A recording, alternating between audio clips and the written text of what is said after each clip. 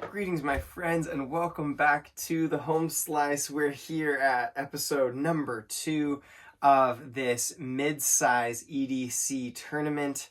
Today we have the Petrified Fish, I think PF127, if I remember the model number correctly. Wharncliffe in 12C27 blade steel, which I'm going to carry against the Kizer original in a Mojave Outdoor exclusive copper handle variant.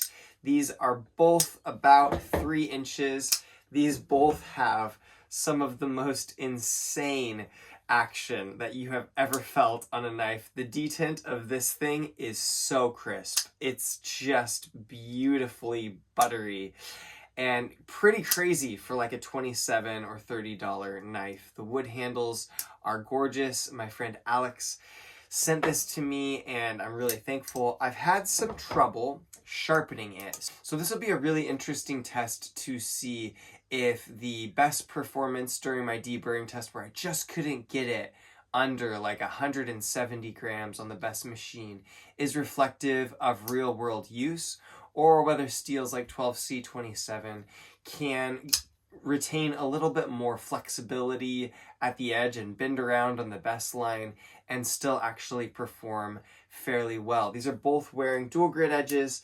They've got 400 grit Veneve OCB diamond on the coarse side and 800 grit on the other side, stropped with stroppy stuff diamond. That's what all of the knives in these tournaments have been so far. I'm just finding it's a couple of particle sizes that are sort of more medium, and they work on almost any steel. And so I get pretty good results on steel, and I can sharpen just one way and sort of compare results fairly and directly. The Kizer original is a real cool design. I like how it's just squared off to be as small as possible in your pocket. I like the mini clip, and the button lock is so smooth. It's just ridiculous. Like, it's literally like up there with the CJRB Pyrite, maybe better. I have never felt a button lock so smooth. It's got a nice drop point blade on it in 154 cm steel. The Petrified Fish actually has a little bit more blade length, but I thought this would be an interesting episode to test out 2 things. Normally, I like this edge shape better than this edge shape.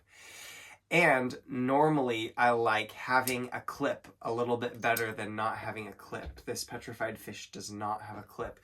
So it'll be interesting to see if any of my preferences there have changed, or if one of these knives really convinces me that it's worth carrying without a clip, or changes my mind about edge shape, or surprises me in some way. But we've got 2 super crisp competitors. They've both taken really nice feeling dual grit edges.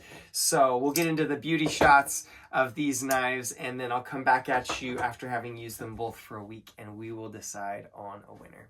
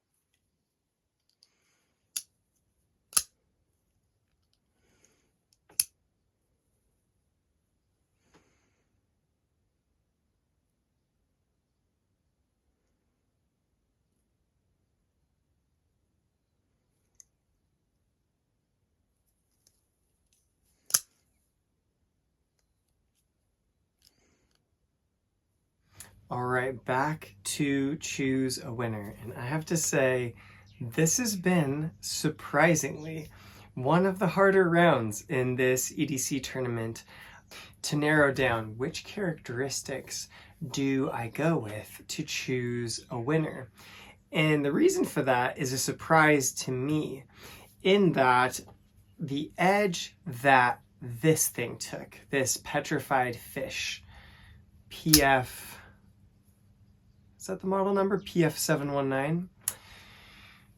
I had such a hard time deburring this. Some of you guys will remember, like, it took me forever and I tried a bunch of different things and I never got it like really fully satisfactory.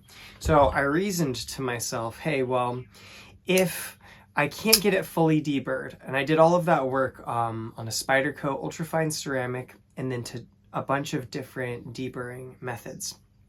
If I can't get deburring to work, I may as well go really acute on the angle and then clean up the edge with something like hanging denim or something like that, that at least takes most of the metal that can become a wire edge off to give it a fighting chance to actually be functional. So I did that and I sharpened it in that manner. And then I came up to these tests and I was like, oh, all the other knives I have sharpened dual grit. So is it really fair then to take this Petrified Fish and have it be a fine edge? Does that skew the results?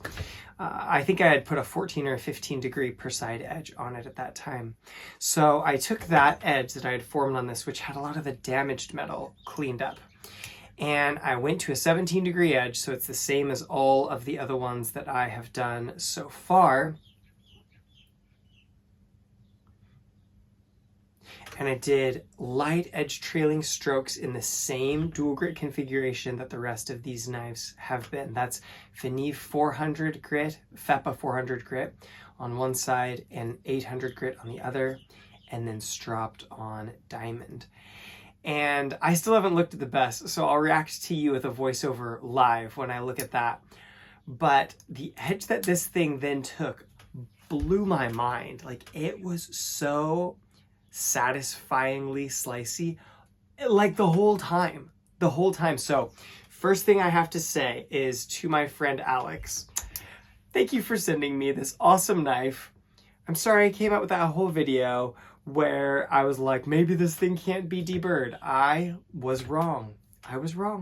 This thing definitely can be deburred, and the best way that I have found to do it is to take that 12C27 to an acute angle and then clean up the damage with a really fine stone and maybe even a hanging strop. Make sure you're wire edge free and you're damage free, and then do really light, higher angle passes on a different kind of stone and strop with a normal strop. You need to, if you're watching this and you're gonna try this, you need to alternate every stroke when you do the micro bevel. When you do the first thing, you just clean up the damage as best you can, go as acute as you want on the edge and reprofile it. But then when you come back to the high angle micro bevel edge, you need to go one side and then the other, and then the one side and then the other. In my experience in that test, that makes a very, very, very satisfying edge on this 12C27. I'm excited to see what the BESS was. So with the deburring problems and sharpening kind of out of the way, there was very little that would make me dislike this knife. I did miss the pocket clip a little bit. It was not like a game changer, like not like non-negotiable where I was like, this is a terrible experience because of the lack of that, but it was a bit less convenient. But I have never, and I repeat never, experienced an action and a detent as nice as this one. You can just push and it rockets closed. You can just give a little push and it rockets out. It's so satisfying, so slicey on the profile. They did a great job profiling this. And this, for me, is the perfect kind of edge. So here I have a note and a caveat. In terms of action, you know you are close to perfection when there's no thumb stud on one side. Like, it's just flat blade. When you can put your finger on just the flat of the blade and sometimes actually reverse flick it open. with no thumb stud and no hole. Like, how ridiculous is that? You can see that took 2 tries, but that actually boggles my mind. You know, I'm just messing around with this thing. That was successful. Trying to get it to reverse flick, and that has actually added to the fun of this knife. I like the wood scales. I like the weight. Man, everything about this knife, other than it might be nice if it had a clip, is really, really gorgeous. I had an excellent experience with this. The second thing that I wanted to say is that I used to hate straight edges. I used to be like, oh no, they don't cut well. And what I'm finding in this series is all of that experience and all of that information came from a time period where I wasn't super great at sharpening. And I think what was happening is I was leaving a wire edge so the whole knife would go dull really quickly.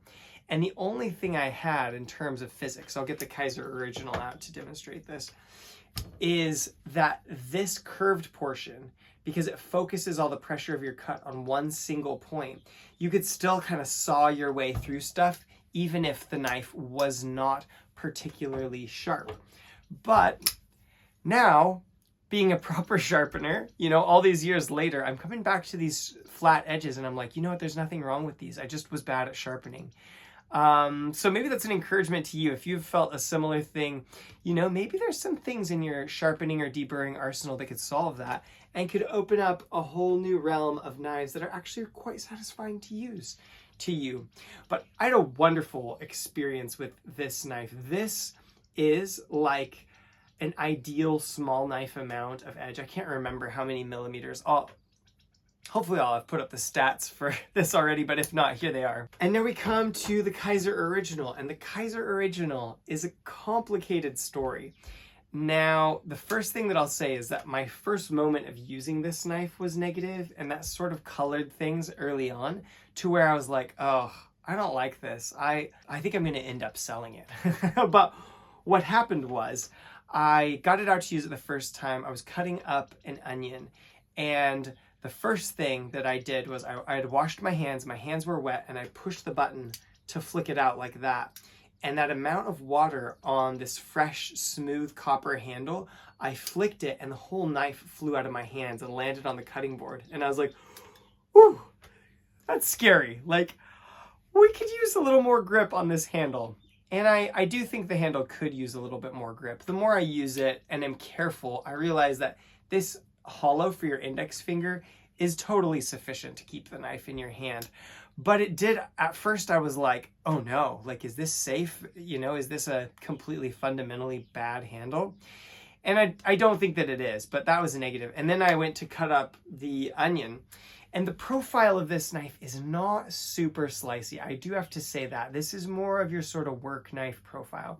It sort of harkened me back to my days of carrying only a Benchmade 940, where you sort of smash through things with quite a bit of compression, just because the design of the knife is so good that you like it so much that you just want to keep it. Also, the edge, the same dual grit edge I've put on everything else in this tournament so far, the edge on this 154 CM did not do great. It developed a little chip right there. It wanted to bend over, and I sharpened it in exactly the same manner. So I was like, oh man, this is no good. Ungrippy handle, high maintenance edge, and this is just under the amount of edge that I want to have. Like, it's adequate. I know a lot of you guys will carry things smaller than this and have no problem with it, but I don't know. I'm just picky about edge, guys. I want like the space that I have of blade and the profile that I carry to be used really efficiently. And it's a joy to carry, and I'll get more to that in a bit. But it's just shy. It's just about a 1/4 inch shorter than what I really would like it to be. So it had all these stumbling blocks. I carried it in my pocket on a day when I got rained on and got wet, and there's tiny little bits of rust spotting on the blade. And I thought, oh, it's kind of heavy with the copper. I guess it is a little bit, but I think that was largely mental because I was thinking copper. Now that I have examined it more closely and carried it for a while, I realized they've actually done some beautiful mill work on the inside of this to keep it from being too heavy. Now that I've used this for a while, I also realized it just didn't take that dual grit edge very well. So I got to like Friday and I was like, this edge is miserable. I can't do it. And I want to know, is this just 154 cm or is it just the sharpening protocol that I did? So I took it to a ceramic, and on the Spyderco ultrafine ceramic, it didn't really get better. I didn't really love the edge that ceramic put on this. You can pitch in the comments if you figured out a good way to sharpen 154 cm, or if you found that Kizer's 154 cm has a particular bent to it. Please leave me comments down below. But in the end, on Saturday morning, I was like, okay, I am gonna have to sell this. But by then I was starting to like it. I'll tell you why. But before I tell you that, I was like, I'm going to try a fine or a cloudy finish on the edge. So I took a Veneve 5 to 7 micron stone, which is a cloudy finish in my opinion, and did a quick just freshened up the edge on that. And this edge has been absolutely beautiful. It absolutely brought life back to the 154 cm in this blade. It's lasted well. It's very keen. Very much pleased finally with the edge that's on this. Over the time of me carrying it, I noticed these details, like, can you see that they painted this with black paint, but they didn't make it a really durable black paint? So everywhere that you rub it, the copper comes through and it has this sort of patina, sort of aged, vintagey, beat up, distressed kind of look. And it looks so rad that I kept grabbing it and being like, oh man, that's really cool looking. So at the same time, I'm having this bad experience with the edge at first, but then over the few days, I'm like, oh, but actually, that's a gorgeous knife. It's really gorgeous. Over time, I was like, man, that blade shape is so utilitarian, so basic. It's a really well done blade shape. I really like it.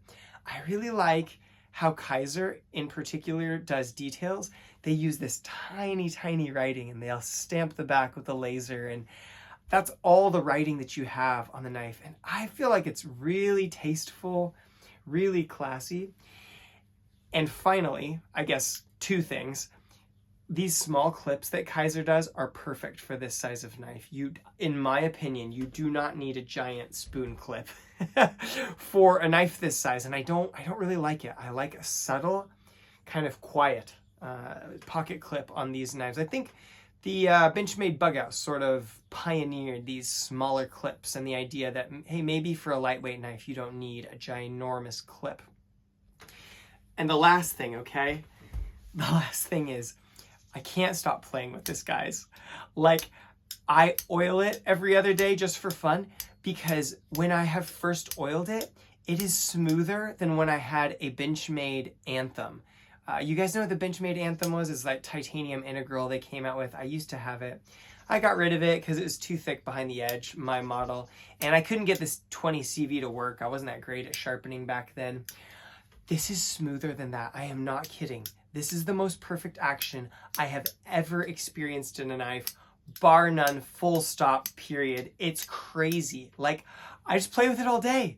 And because of that, I go and hang out with my friends. I'm like, hey, flick this knife, even if they're non-knife people, and they get it and they're like, oh my gosh, what is wrong with this? And they let the button lock go and they're like, wait, it's solid. And I'm like, I know, it's so good. So I've sort of fallen in love with the aesthetic of it. I feel like I would describe this as like when Apple first came out with their like aluminum unibody like MacBooks.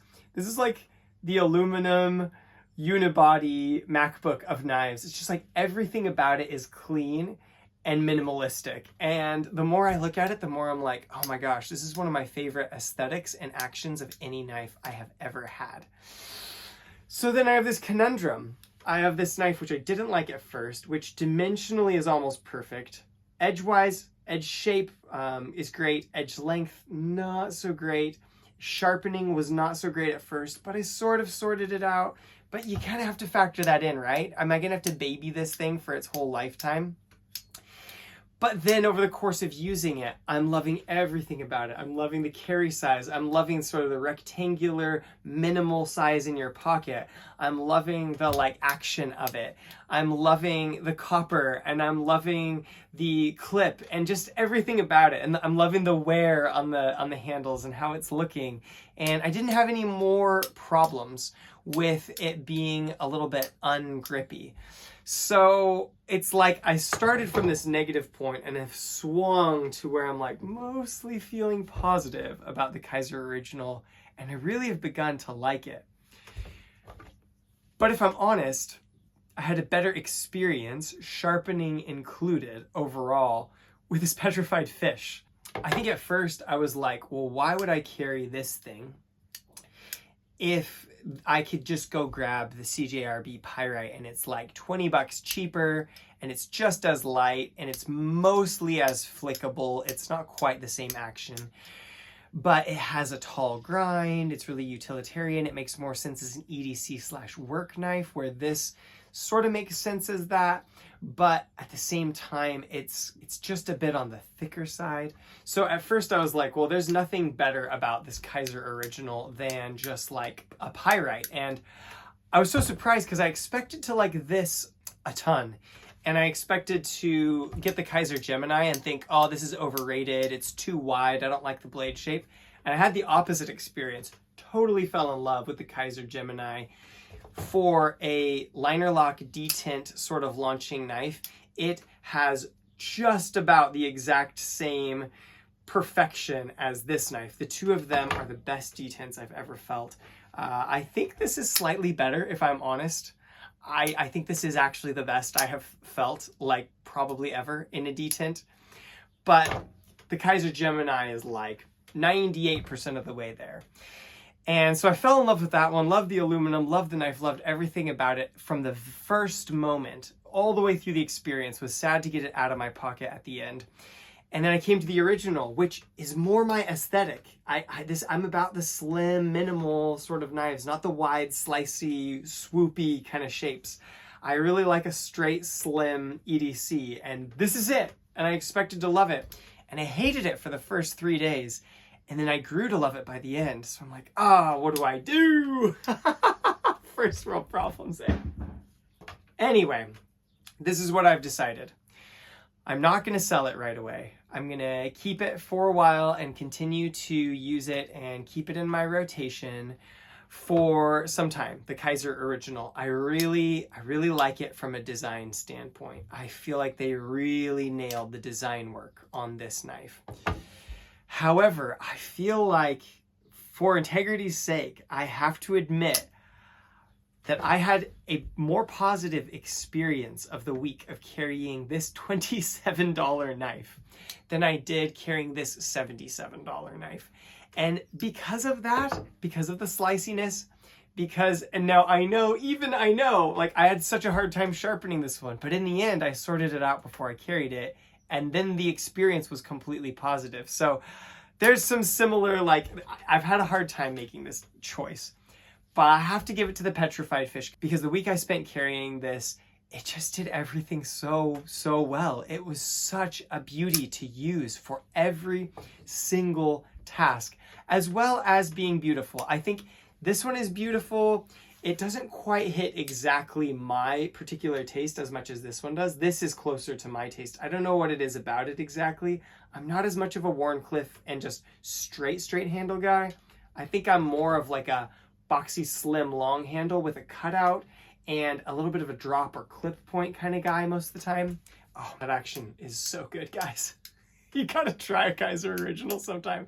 It is equal to the like $450 or whatever I spent on the Benchmade Anthem back in the day. Equally enjoyable action in this $77 knife. So there's something to be said for that. But as a knife, in the last 2 weeks, this one won. I can't get around it, I have to admit. So Alex, bro, I thought this was gonna be the favorite of the mid-size knives in this tournament. And this little Petrified Fish that you got me is the actual favorite. Well done. What a knife guy. You knew.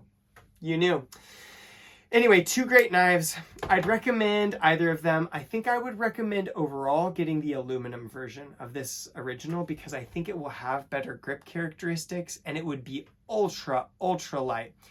Also, the copper is not produced anymore and it was a bit more expensive than the aluminum. So overall, I'd probably recommend if you go for this original, it's a great knife. It's a beautiful knife. It's so well executed. I'd say probably get the aluminum or titanium one and put a cloudy finish on that 154 cm and you'll be a happy man or woman.